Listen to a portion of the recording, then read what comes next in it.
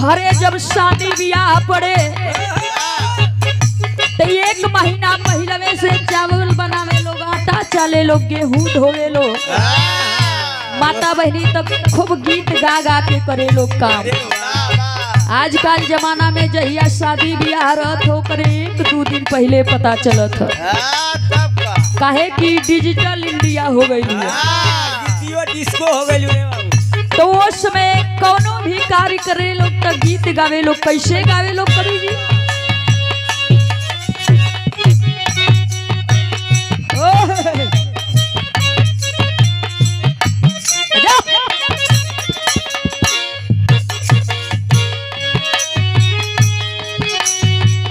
देख के सुरातिया के, देख के सुरातिया के गईले मुहाई हो, आंगना में चले दूनो, आंगना में चले दूनो, राम लखन भाई हो, आंगना में चले। क्या बात है?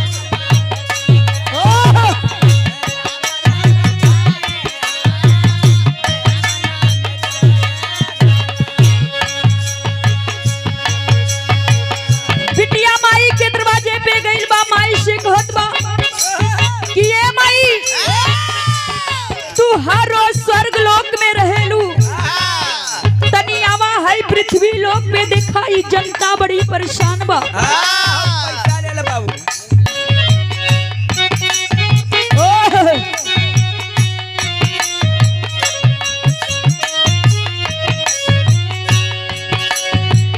शहर के सगरवा छोड़ के, शहर के सगरवा छोड़ के आजा महरनिया हो, कीर्ति गवेला जे कर, कीर्ति गवेला जे कर, आज सारी दुनिया हो, कीर्ति गवेला जे कर। क्या बात है? क्या हो?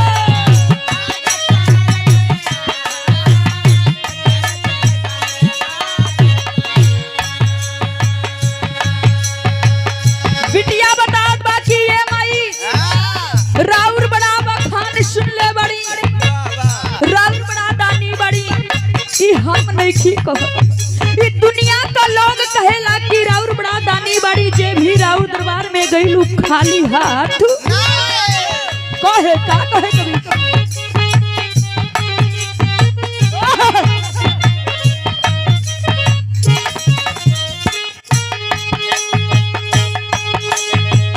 आसले आईली रसधार माई सुधरस पियाई दा।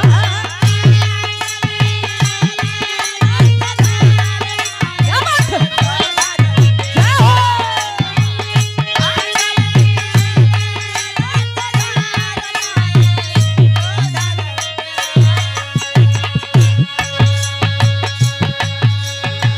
मानवा किया ना बचवली ममता दिखाई दा।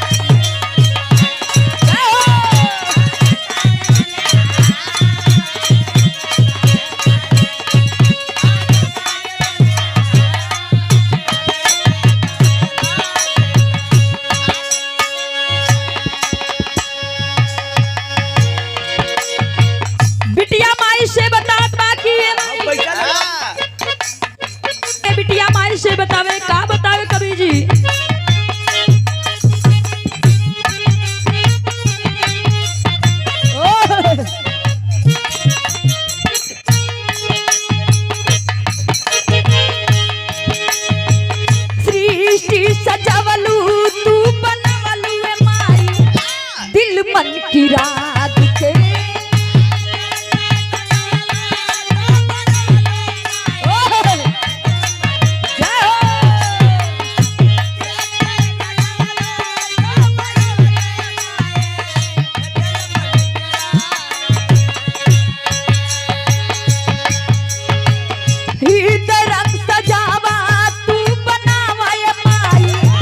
आज मोरी भाग के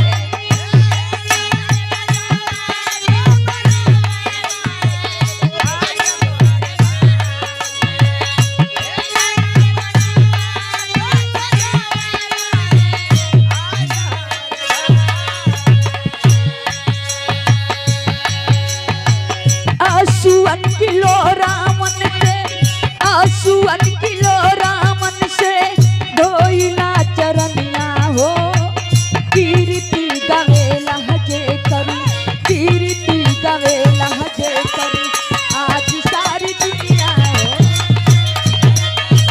हो क्या बात है?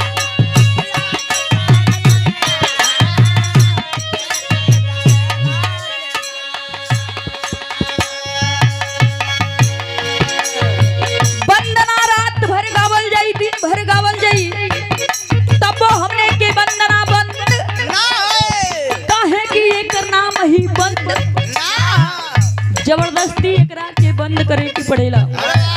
उधर से हमारे गायक महोदय जी जो वंदना गाए हैं और इधर से जो वंदना मैं गा रही हूँ दोनों वंदना हमारे छोटे लाल कवि जी छोटे लाल शिवम कवि जी ही लिखे थे। लास्ट में बिटिया बताओ दिया परिचय देत बा कहे का कहे कवि जी ओह क्या बात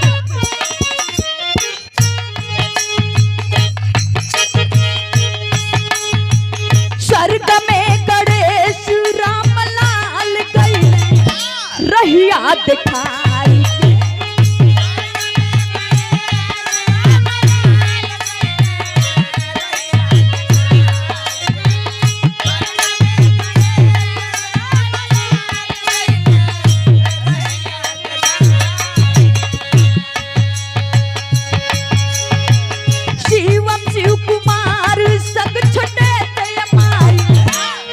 लिखवाई के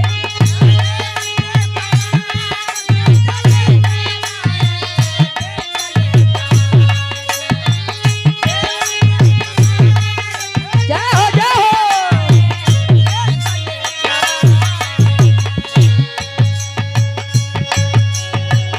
गाँव प्रेम काला माई गाँव प्रेम काला माई तोहरी भजनिया हो कीर्ति गवेला हजे करू अरे गाँव प्रेम काला माई तोहरी भजनिया हो कीर्ति गवेला हजे करू कीर्ति गवेला हजे करू आज सारी दुनिया